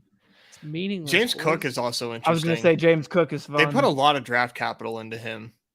And like so like this is stuff like when I talk, I'm only asking you guys if you know, is Singletary coming back? Is he still on contract? Like, does it matter? Like, you know what I mean? That I don't know. I'll look it up in a second here. Yeah, I can look it up too here. I mean, Kamara's really interesting, like just in general, but like I think he's I think he's a cut candidate, right? Like he's just such an interesting case right now. Doesn't his where it's suspension like he has get the pushed back off-field to this year stuff too? Like we don't know. It looming, hasn't possible. Yeah. It hasn't gone through yet. We don't know. Well, like the court date got pushed back to determine if he's suspended or something like that. Mm-hmm. So like we still have to have all that. I would just keep. I don't know. It's interesting. Herzig takes him there. So yeah, noteworthy for sure. There's gonna be so much movement once transactions take place. Like we right, really like Miles Sanders, we have no idea where he's gonna be next year. He's not gonna be in Philly. Yeah, I mean. Tyreek Hill was being taken in my first ones. He was being taken at in the first round, 1-2 turn, and then all of a sudden got traded to Miami, and then was a late second round, sometimes third round pick. You know what I mean? Like that's wild. And then proceeded to have the best season of his career. Yeah. So I mean, I'm just saying that in terms of like we're gonna have those big dominoes that all of a sudden just. It's crazy how much ADP is going to shift in these big boards with like one little thing versus an MLB where we got to wait for like spring training to come. And then all of a sudden it's just going to be like a massive ADP shift. Yep. Like you're going to be like, oh, that one guy that was talked negatively about or is hurt. All of a sudden you're going to see from the 80s is now being available in the 150s consistently. Yeah. Tyler Algier going at 80. That seems fun. Yeah, I like Algier. I can't believe I'm going to go back to the well, like what Paul's doing here with the Trey Lance. I can't believe I'm going back to the well this year. I'm not. I still just believe, man. Like, did you see what Brock Purdy did last year? And it's like, now you just add in a guy who, if he can deliver the ball in that capacity, if we had Brock Purdy for the entire year last year, where does he finish as QB what? Oh, 14. 14th Five. best QB. QB 6. Uh, Seriously, not the not pace in he's which he was not. I on. don't know that he's If he like had all top those tier. weapons, I know his pace was like was crazy, but I don't know that he finishes that high. But you have to be encouraged at the end of it all. You have to be encouraged by what you saw, and it's definitely the type of offense that Shanahan would rather run. Like it kind of seems like he was forced into that Lance pick anyways. There was all that talk during draft season that he really wanted Mac Jones, that Mac Jones was the guy that he really wanted. And then like everybody was like kind of up in arms about it. Like, oh my gosh, like what are you talking about? Like it's gotta be Trey Lance. And Lance is so fun for fantasy purposes, but yeah. man, I don't know that he's gonna start. I mean, no one knows, but for that price, dude. Mm-hmm. Yeah, can't. yeah. I can't. I just cannot do it. Are we buying back in to Russell Wilson now? Like I just keep looking at these Denver ADPs, how suppressed. Okay, sorry, we're on the clock here. I think you can make a case for AJ Dillon being a lead running back. I don't think we should go running back here though. I think stacking Njoku kind of makes a little bit of sense, but I think I like Freiermuth more in a vacuum. I really like Kyler's price tag here, but there's a chance he doesn't play football this year. I mean, it's a far one, but I mean, Njoku, like they paid him. I like it. He's a freak athlete, and he's tethered to Deshaun Watson in this build. It kind of makes a lot of sense there. Mm-hmm. And now we can pretty safely just like stop at 2 tight ends. I think with 2 like pretty high premium picks that we took on tight ends rather than having to take a third, so we can shoot some darts elsewhere at running back and or wide out. But I like the way this team looks off the bat. We got a nice core building, I think. We could go real ham here and buy into Donovan Peoples-Jones and go with it. I like DPJ. You do? I do. Yeah, I like him a good bit. We could just go with like this full-on stack. I think there you go. The Kevin Stefanski offense is pretty underrated too. Like I think he's as an offensive coordinator coming over from Minnesota. Like I like the upside. I'm doing this here. I'm in. Gone is the horizontal raid. Kyler's gonna put the video. Didn't you just say he wasn't maybe gonna play? I know. I'm definitely saying that's within the range of outcomes. Who do you like? Who do you like more? It's. I mean, one of these wideouts, but we got to scroll a little bit. Oh, Elijah Moore. Elijah Moore every day over that. You think Elijah Moore stays with the Jets? Still on if he does, he's going to get a QB upgrade. Like they're 100% upgrading at QB. It's just, is it going to be like Derek Carr or Aaron Rodgers? Right. Yeah, that's fair. Yeah. I'm buying. I'm still a believer of Elijah Moore. Just a rough year in the QB room in New York. Okay, let me pose you 2 questions here. All right. Picture this. All right. We get Rodgers and or Jimmy G to New York for next year. Okay. We are drafting August 31st, and we are looking at Elijah Moore's ADP. Okay? Pause. Save that thought. We get Kyler, successful rehab, blah, blah, blah. He's not going to participate in any snaps in preseason, but he's ready for week 1 to play football. New coaching staff, new whatever. Who has a higher ADP? Well, Kyler would, but there's like no shot that he's ready week 1. Okay, but he tore his ACL. Did he not? But he didn't. Yeah. But give me the Chris Godwin narrative then. Chris Godwin from last year tears his ACL in December. He gets 9 months of rehab, and he's back for week 1, sits week 2, and then balls out the rest of the season. I think they have more invested into their quarterback, that they'd be a little bit more precautionary and not just thrusting them back in week one. They'd be like, okay. that's just my Yeah. thought. The good thing is it was a clean as can be ACL tear.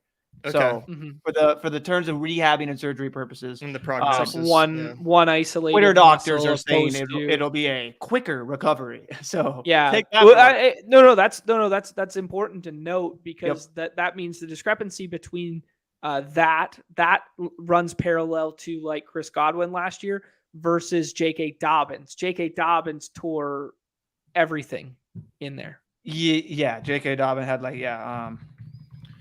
Jeez, I can't even find a prognosis for Kyler.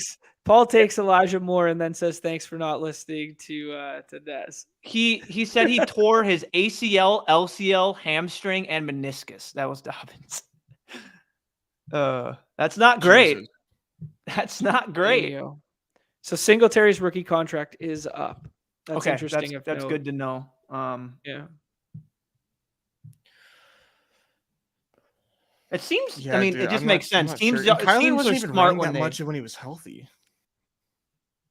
Yeah, he was not running very much last year. Yeah, that's kind of what I was trying to do. Best case Kyler ADP versus best case Elijah Moore. But I mean, Elijah Moore last year, we saw him creep up into like the 5th round, Like we saw it by the end of the draft season. Yeah. We saw about 5th round Elijah Moore. Yeah.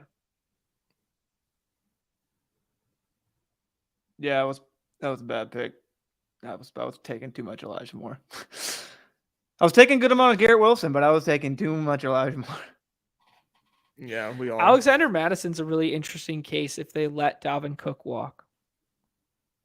If they don't want to pay. I don't know. Ty Chandler's an interesting name. I'll just throw that out there. Who's Ty that? Chandler? Ty Chandler is from UNC, and he was supposedly the reason why Alexander Madison was going to be traded this year because they were so confident in Ty Chandler. He looked really good in preseason when he was running. But yeah, that's a name. Little homerism take there. Wendell Robinson is the name that my eyes go to. Do you guys have Same. someone else? I like him. I like Michael Thomas and his ability to not stay on the football field. Yeah. Oh. Yeah. I don't know. Can you new guys headshot, see that? huh? New headshot for Robinson. That's good omen. That's good juju for us right there. That was solidifies that being a quality pick right there. If we were points per missed game, then yeah, maybe you do Michael Thomas, but it's kind of crazy to see Wendell Robinson right here. Like, the second year rookie was hurt, blah, blah, blah, get that narrative. And then we saw the Daniel Jones like boost in play and whatever. And then see Isaiah Hodgson's like go right beside him. Like just a guy who was bounced around teams, who's been cut, who's whatever. And like, they're kind of like the same. Like, I don't view those two players as the same. Like Isaiah Hodgins ADP nice... is only going to go down from here. Right. Same with Zay Jones. Zay Jones's ADP. What are we doing? Last year's last round pick. Okay. We're clock here. We could make the Alexander Madison bet. We could do the Kareem Hunt finds a new home bet, or if he doesn't, we get a Cleveland stack. I think we need a wideout. I'm not in love with JJ. We really need a wideout bad. Like where we just took Madison. Who? Alan Lazard? Fuck. All right. We gotta start talking about picks before it's our turn. So how many do we have now? We got 4 running backs? Mm-hmm. Yeah. Okay. We have 4 running backs. That's not crazy. No. 20 round draft. It's 20 round. No, draft. but we did draft running back 1, 2. Yeah. This is not let's this is not what we should be doing at home here, guys. Yeah. Please don't do what we say, not as we do. Let's see what we have available at wideout. Like interesting narrative here with no Thielen and not sold on Hawkinson. I mean, I don't know how you can not be sold on Hawkinson. He had like 10 targets every single week since the trade. I mean, I had no idea who Hawkinson was because it was spelled like that. Yeah, I was trying to figure that out for a second too. Like, who the fuck is that? Yeah. No, Hawkinson is like very much involved and will be involved. Like that is very clear. They traded for him and immediately he had an impact. And that I don't think is going anywhere. you could make bull case Hawkinson narrative as tight end too. Yeah, absolutely. Yeah. Like, I don't think that's with the weird. environment. I think, yeah, no, I like that. I also think the Vikings could be in the market for a make a splashy first round pick and a wide receiver. That could be a fun way. Just there's been a lot of talk about what we do and don't need, and then all of us people bringing up one comp I like to do is like look what the Bengals did in taking Jamar Chase over the offensive lineman. I know it's just one isolated thing, but I mean it seemed to work out in a way where you take the the top skill position player. Granted, we're not going to have that great of a pick like at 5, but like if there's a guy out there that can help that offense, I wouldn't mind taking a nice wide receiver in the first round to help out. Yeah, if you have a Jamar Chase type player in the 20s, then I think. I wasn't trying to say that. Yeah, I was just trying to say the wide receiver. That worked so well over Penny Sewell because Jamar Chase is a Hall of Famer and soon to be. Yeah, well, I mean, Sewell was rated out as like just an unreal lineman prospect. You know what I mean? Like, there was legit debate over who they should take there. I mean, and then you had your Joe Burrow sacks and that whole narrative. So it was just like they need to protect him. Yeah. Just for the record, Thielen is not gone. Like Thielen has a potential out and a dead cap hit if they want to move on. There was just a lot of like, but he signed for 2 more years if he wants it. But it's a huge bump, 11.8 and 14.8. And last year was like 4-4. It's a huge bump. He's a cut candidate for sure. Yeah, him and Cook, like we have a lot of cut candidates. Yeah. But like, yeah, and his wife came out and posted on like Instagram that they weren't happy with how they were being held and all this stuff. And it was just, it was all this nonsense apparently that came out after the season. So that's why everyone's thinking he's out the door. Okay, wide receiver button. Romeo Doubs feels like making the same bet as Christian Watson at a discount. These feel really bad. Yeah, these feel awful. We could go with the Rondell stack. Yeah, I mean, if we're making the Kyler bet, making the Rondell makes sense too. Sky Moore, if they don't add anybody and they just lose pieces, he's gonna climb like a rocket ship. Hunter Renfrow is interesting just in terms of like kind of like floor in quotations. Like Vegas is going to do something at quarterback. I don't know who they end up with. Obviously, there's those Rodgers rumors and whatnot reuniting with Adams. I mean, if Hunter Renfrow gets Aaron Rodgers, like Hunter Renfrow's a 8th round pick, 9th round pick, something like that. For Nez, yeah. I mean, 5th round for that boy. I mean, Nez is jumping the shark on Hunter Renfrow if he gets the opportunity. Give me a smidgen of bullish news on Renfrow, and I forgive, and everything's forgiven from last year. Everything. That's great. It's so Shaheed Burner, John Mechie. I mean, it's early. We just got news. The Titans have released Taylor Lewan, Randy Bullock, and Robert Woods. Okay. What did I say about we draft on the clock and then we share stuff later? I have no idea who to pick. When people talk about early draft EV, they're talking about us. Like right they're now. Talking about like you. John Boy, you wait until 10 seconds every pick, and then after you're scrolling 15 freaking years down the list, you then go, okay, boys, but what are you thinking? I don't care about Taylor fucking Lewan. Go listen to Bustin' with the Boys. Ask me 5 picks before our pick. What are you thinking? Just watch the screen. The draft bar has been in the same position for the last 4 years, dude. No, brother. It's our pick, and all of a sudden, next thing we're in pick 200s. We're in like ADP 200s. We're like, look at what do you think about these guys? It's like, I don't want them. Scroll the F down, bud. Ever heard of it? Oh my god, man. We need Mechie on the way back. This is Nez's pick, okay? Here we go. Next pick is Nez's pick. Next pick is John after that. Mechie. It's my Mechie money. Is ours. I make the picks. No, it's your money. You ask us what to take 10 seconds before the clock is up. GA's got a question for you. What's GA got a question?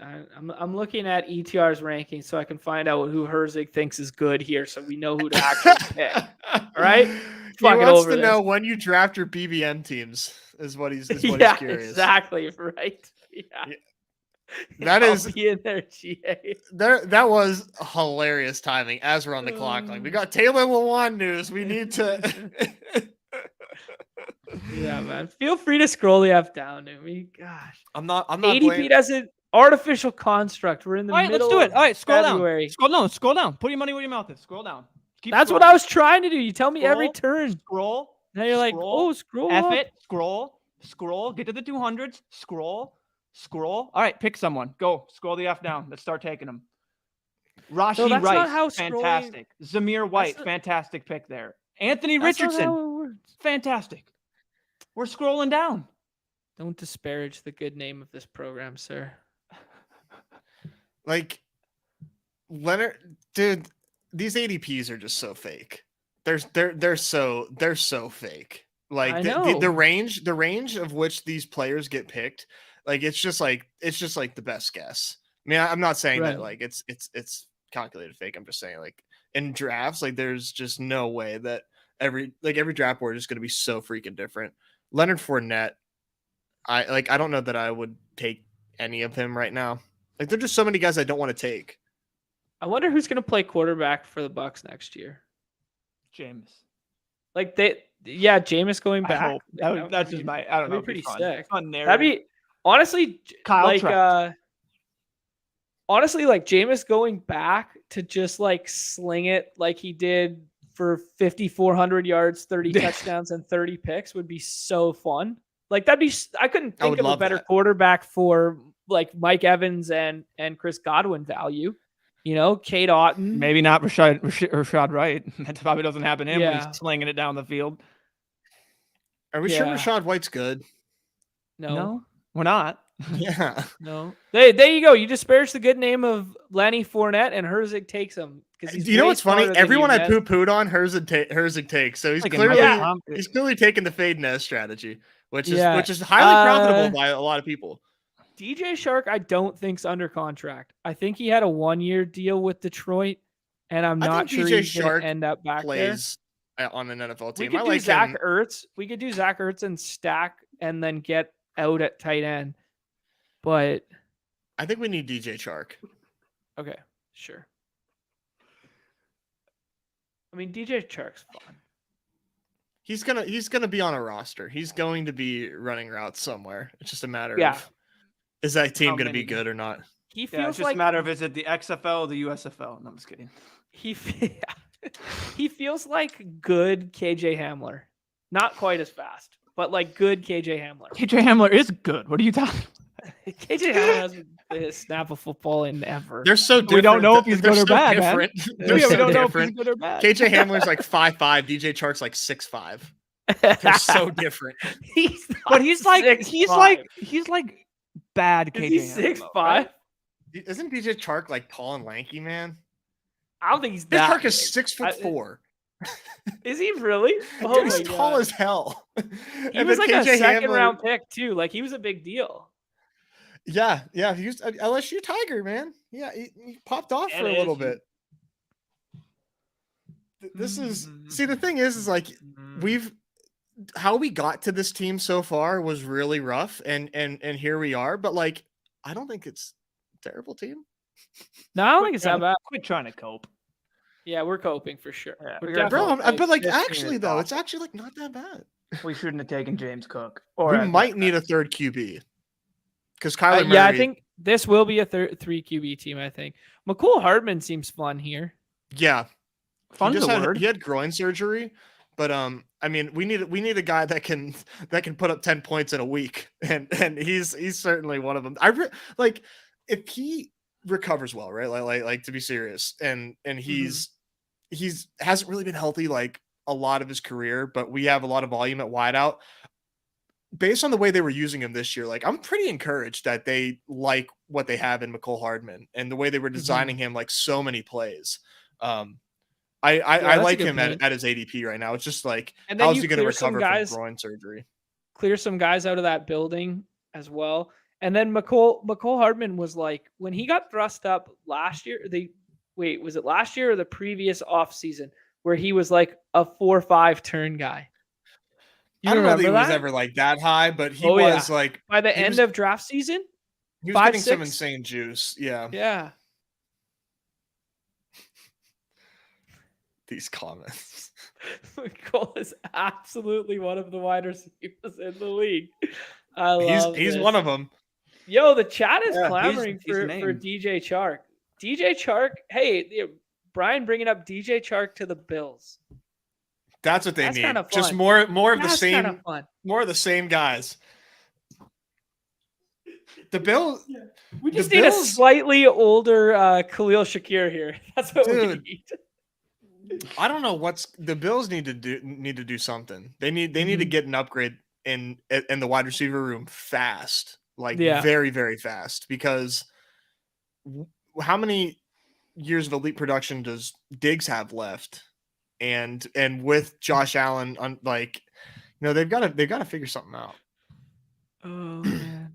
Hey, Juju to the Bills. That's kind of fun. But remember when Juju was Juju around? Juju was literally like dynasty wide receiver, like 101 conversation after his second year in Pittsburgh when AB was out for like a long time there. And it was like, look at this. He can be alpha. Look at this. Like we've seen him do it with AB. Now we've seen him do it without AB. Like he was literally like, he's the 101 of like dynasty wide receivers now. And then he got on TikTok. Like literally, that's the narrative. Seriously. End of story. Then he got on TikTok and it all fucking fell off the face of the earth. It's crazy, man. Yeah, it really, really strange trajectory for our guy Juju. Jordan Love, that's interesting there. Like just buying into the narrative that like, yo, I like Rodgers is gone. I mean, I think he's way out of there. Mm-hmm. Carries first round capital there. Like, I mean, when you pose me Sam Howell versus Jordan Love, I mean, people forget that Sam Howell was like, he was going to be the first quarterback off the board 2 years ago. Like he was going to be that guy. And then he went back for another year, or he had like 1 year under the microscope at UNC and then just kind of like fell. But he was going to be that like 101 guy. Eric Bieniemy offense. Mm-hmm. Yeah, Sam Howell's got a nasty deep ball. That's one thing that I know about Sam Howell. Sign me up. So we're talking just sign me up a little Terry McLaurin. It's like wheels up. F1. It's gotta be. Can we please give Terry? Can we get Terry a competent quarterback, please? Yeah, Terry's out there playing quarterback roulette, just trying to get something to stick. Man, he's just like, please, one of you guys ball out. You get Heineke, and he looks like something. He looks average, and he goes back to being doo-doo. All right, guys, we're on the clock again because nobody was paying attention. And you're driving the bus, dog. How about Terrace Marshall emergence? Potential upgrade coming at Carolina for quarterback. That's another LSU dog. LSU, yeah. Didn't he in the season with Burrow and Jefferson and Chase, didn't he not like have like literally like double-digit touchdowns in that offense? I think so. He was going like really. He was pretty high draft capital in dynasty leagues. People were really excited about him. Yeah, we got 3 picks left. I think one of them should be quarterback, but it kind of puts a condom on this roster. One should be running back, and then the other's kind of up for grabs. Yeah, that's what I think. Are there any starting quarterbacks left? Brock Purdy and Jimmy G. Okay. 3, 5, 9, 2. I don't hate the Jimmy G bet that he ends up with a starting job somewhere else. He's starting next year. 100%. He's starting somewhere next year. Yeah. Like, okay, let's look at this right now. Who starts more games in the NFL next year between Purdy, Jimmy G, Tanny, Ritter, and Jameis? Like, who starts more games out of that group? Like, I think Tannehill would lead the odds if they were being set. Yeah. Probably Tanny and Jimmy. Would be my thought. I think I would I think I would rank them like this. Jimmy I'd rank G, them Jameis, and Jimmy, Tannehill. Jameis, Tannehill. And that's not in terms of like fantasy production or what I expect from them at quarterback, just in terms of starting games next year out of that. I don't know. There's also I think the you're narrative underrating that- Tannehill like by a lot. We're on the clock. Thanks. Who would you like here? None of those. I think we can wait. I don't think we can wait. Okay. Do you want to do Jimmy G? I think he has the best chance at being a starting quarterback in a good landing spot. Okay. I think he has the least amount of fantasy upside between Purdy and Jameis. Yeah. Purdy, Jameis, and Garoppolo. I think he has the highest floor, lowest ceiling, but I think he has the cleanest path to a job. Okay. I think that no, I like I said, I do think he's going to start somewhere next year, but I think so is Ryan Tannehill as well. I don't think it'll be in Tennessee. I feel like that ship is sailed. Interesting. Chat coming in. A couple guys saying Tanny. Yeah. Blake thinks Jimmy G. Vapor saying Tanny, Jimmy G. Then who knows? It's interesting. Yeah, I mean, you could twist my arm into like the Titans think they're not full rebuild yet, and then they go bring Tanny back one more year. They just cut all that other money in Lawan and those guys. I don't know. The Titans feel really bad right now, don't they? They don't do. they just have a really awful feeling about them? Right. And 40-year-old Derrick Henry running the rock 350 times. Yeah, that's the best thing they got going. And that says everything. That says everything. Yeah. Our best play is our 300-pound running back for 350 carries at age 43.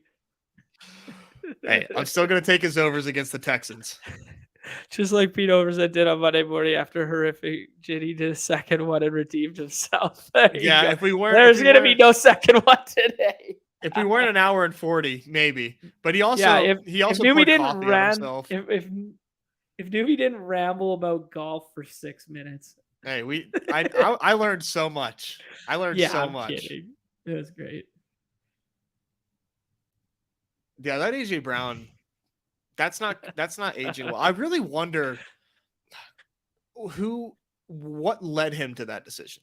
What did they see that like from AJ Brown that they were like, yeah, we shouldn't pay this guy? Like, how did they think his game was going to age? No, you know what? One of the big things was, I don't know if we talked about this on the show before, but I've told you guys that when I was talking to one of the agents who represented Khalif Raymond and they knew he was getting called up to replace AJ Brown, the knee diagnosis of AJ Brown from the team medical staff versus private medical staff was like starkly different. And they didn't want to be the ones to give him the big ass contract in his 5th year option, because rookie 4-year, then 5th year option and pay. And most guys would have held out and he was going to hold out and they didn't want to pay. The fucking medicals.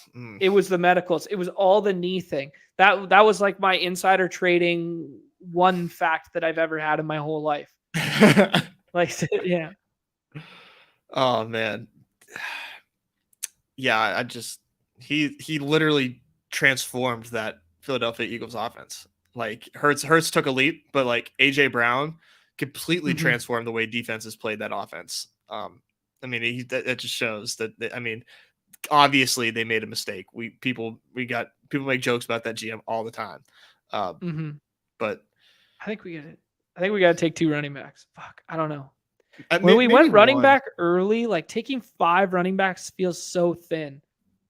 Like it feels so thin. Yeah, I mean, if our 2 guys are healthy all year, I mean, like nothing wrong with. I mean, we put a lot of capital into them, and those guys are going to be absolute horses. Right. Yeah, we're banking on 600 touches from our first 2-round picks. And we had and we got James. Like we could stop at 4 and just be like, holy shit, let's just like attack wide out with volume. Yeah, dude, I don't know anything about. Or maybe Zamir White. Well, I was gonna say Zamir White feels fun because if Josh Jacobs is out of town, I think they franchise tag him, especially if they get a quarterback and Jacobs stays. Deuce is the other one that kind of jumps out. Let's take Deuce and see what happens. Okay. I feel like Zamir White's going to get cucked in the draft or in free agency. Yeah, that's a good point. That's a good point. Like we always see these opportunities like, oh my gosh, like Zamir White's about to be the guy. And it almost like never happens that way. Right. Like anymore, or at least lately, like we don't like you have to be like running backs don't matter. Like that's just like, seems just very not true. It really feels like you need to be a good running back nowadays to have success, or at least like be in a really, really, really good offense anymore. Like, I don't think that we can just like plug and play like we thought. That's kind of where I feel like where we're at right now. What are we looking for from Scott? Good Twitter account, by the way. He's got a lot of good data. Yeah, Scott Bear put out a tweet about Deuce Vaughn. Oh, did he? Power 5. Numi sent it to us. Yeah. Power 5's conference running backs. So Power 5 conference running backs in college that averaged over 100 yards and 30 receiving yards in a season. And there were and it was like the last 10 years or whatever. And there was 5 of them. Who are the names? Joe Mixon, CMC, Dalvin Cook,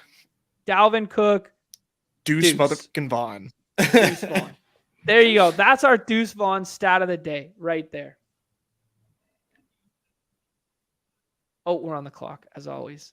God damn. All right, we need another wideout. You think so? We're going 10 wideout build. Yeah, we need another wideout. Yeah, dude. We needed 3 more wideouts.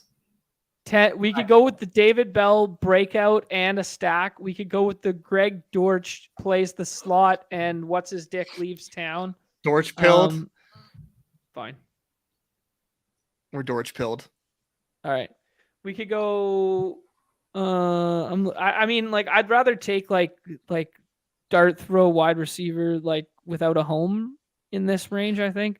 Yeah, take the evil you don't know. Yeah, versus the one you do. But I mean, Greg Dortch showed some nice stuff at the end of last year when they didn't have Rondale Moore on the field for a bit there, and like before or after DeAndre Hopkins came back, but then got hurt again. So I don't know. You could paint me a narrative that he stays on the team and that he's a player. Dude, yeah, like Greg Dortch was good, and he's only 24. I mean, I don't know what to do with him. He had some good games. Right. Who's Earl Grey? Earl Grey in the last round. Eric Gray. I got to do some research on what Eric Gray is. Earl Grey T over here.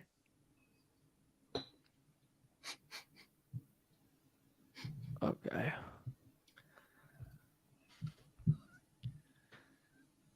Let's sauce our own team here.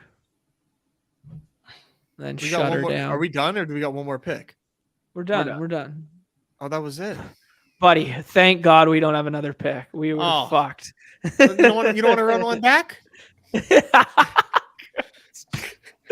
Oh my God. Really paint a picture of how unequipped we are to be drafting an NFL team right now. Tank Dell. It's freaking baseball season. There's no way there's 2 tanks. There's no way there's 2 tanks. There's another tank. Tank Dell is also a tough name. Did you read off the team? Yeah, let's do it. Come on, John. Oh my God. Let's do it from like the positional standpoint, not from like the draft board, just because it gets messy. Well, I just closed the other one, and now we're stuck with this one. All right, explain what we did. We took the cover boy 101 Bijan Robinson from the 9 hole. We're all from the 9 hole. Robinson, Jonathan Taylor. I mean, that starts good. Ooh, and then we go Amari Cooper, best route runner in the league. Yep. Then we get a little gamble from the gambler himself. This is just get Calvin Ridley in there. 20 pick parlay here with Calvin Ridley. There we go. Kyle Pitts bounce back. Keenan Allen goes to the Chiefs. He plays the slot way better than Juju could, and eats. We took redacted, the massage parlor man. No, don't judge us. James Cook has a role to himself. Singletary's gone. They spent the draft capital. They know he can catch passes. David Njoku got paid for a reason, and he's a physical specimen. This Kyler is where Murray shit gets off the rails. The Kyler Murray pick is whenever the frickin' train derailed. But okay, what else do you like in this? I mean, you could go Joshua Palmer is the second wide receiver with the Chargers if Keenan Allen is gone. That kind of makes sense there. I mean, I don't like Zay Jones. I don't really love Juju. I mean, you could maybe the Elijah Moore pick there is better than the Kyler, given our team at that point. But like the Kyler ceiling just feels like such a fun bet there. Yeah. I don't know. And then let's continue. Okay. Wan'Dale Robinson becomes alpha number 1 wide receiver for the Giants. Alexander Madison, they cut Dalvin Cook, dead money against the cap. He's the lead back. We've seen what he can do with the backfield to himself. Rondell Moore, horizontal rate is gone. Now he stretches the field a little bit and actually burns for some long touchdowns. Romeo Doubs, I can't justify. Romeo Doubs is Romeo Doubs, I don't got anything. DJ Chark finds a new home in Buffalo. He becomes Gabe Davis's replacement. He is better Gabe Davis. Yep. Mecole Hardman, this is just a guy that everybody else leaves town, and it's him and Sky Moore, and they don't sign anybody else, even though I just said they were going to sign someone else that we took earlier. Keenan Allen? Keenan Allen. So we countered our own thesis there. Terrence Marshall, 3rd or 4th year breakout. Jimmy Garoppolo goes to the Jets. He's got all the weapons in the world, balls out. Deuce Vaughn, he sells himself with that Scott Barrett stat. And Greg Dortch for the stack, playing the slot because Nuke left town. Chat's too harsh on us. Chat is too harsh on us. This is a good team. This is a pretty good team. Dobbs was one of your best wide receiver picks. Oh man, that's quite. You know what? Yeah. Screw off, everybody. This is a good team. We drafted a good team. Oh man, run back one for Jizz Nation. We'll run back some more stuff tomorrow. Tomorrow we're gonna do baseball with Pete. That's gonna be a lot of fun. Yeah. And hopefully we got a nice announcement coming tomorrow on that show too to tease. Do us all a favor, hit that like, hit that subscribe on your way out the door. Appreciate everyone still hanging. We still got up over 40 here, even though we're 2 hours into a stream that we did golf and puck, and Numi's half asleep right now. Oh my goodness. We completely disinterested Numi. He's ashamed to be on a show with us. Numi would rather draft unknown golfers, but he knows they're playing today, than well-known football players, but they're playing in 9 months from now. Y'all, we just need to take a reality check. We're drafting teams in fucking February. It's fun as hell, Numi. Exactly. No, I'm saying for chat. Yeah. You're out here. Yeah, you're out here just like yes. Like, what are we doing? Like, I can't. Like, show me your best team. Who do you think your best team is? Like, what are we? Like, come on. Like, I'll agree with this. It's not that bad. Now, is it bad? It's fucking garbage. The team looks terrible, but it's not that bad. Like we put some hair on Chat's chest today. First thing I'll just say, a high T start. The number one thing that gets me off is just like, why the hell are we taking two more running backs? Pause. Why are we taking 2 more running backs? This isn't unhinged, man. And JT. Oh my gosh, that's just gross. That's so funny. Anyway. All right, Herzig taught us a lesson in that draft, and we move on. Let's go. You said go back to the dailies. Hey, newbie, everybody has to be aware of the range that it takes to talk about a 3-game puck slate, a golf tournament with no golfers that I've ever fucking heard of, and now we're talking football in the middle of February. Have a little respect. Put a little respect on that range of content in which you're receiving right now. John, you're not going to find that anywhere else. Putting our team on eBay for people to buy equity into. Chip's asking. A lot of people are asking. They want in. They want in on this team. So we will sell 49% of the shares are available. All right. I like it. EquitySwap.com. Why does not have a 25% equity in this? Is it just you two with 25? What are we? Have you seen Have you seen the Social Network? The Facebook. Yeah, movie? you guys are. Yeah, we've seen the Social Network, and you two are the Vogelvoss twins. Yeah, That's what you two are. You're the dude. You're Andrew Garfield walking in. Mark. Because we just offloaded your shares to Chip for $6. For $6. Oh my god! And then Chip All offloaded right. them right back, I bet. We were off the rails a long time ago, but now it's extra off the rails. Join us tomorrow. We're gonna do a quick one in the morning tomorrow. Most likely gonna be hoops for the return of the big hoops slate on Thursday. I know the draft window's been a little bit longer than just one morning, but we'll talk about it tomorrow. Do some hoops, and then we will be on with Pete at 3:30 p.m. Eastern time on his channel to convert him into a bat guy. Into a dirt guy, into a ball guy. What are we Diamond guy. Diamond guy. I love that. Yeah. He's a diamond guy. All right. Appreciate y'all hanging out. Great stream. Hit that like, hit that subscribe on your way out the door. We'll be back tomorrow on behalf of Numi, Nez, and myself. Numi. Hopefully everything's okay. Hopefully everything's okay with Numi, because that was abrupt. We had 1 second.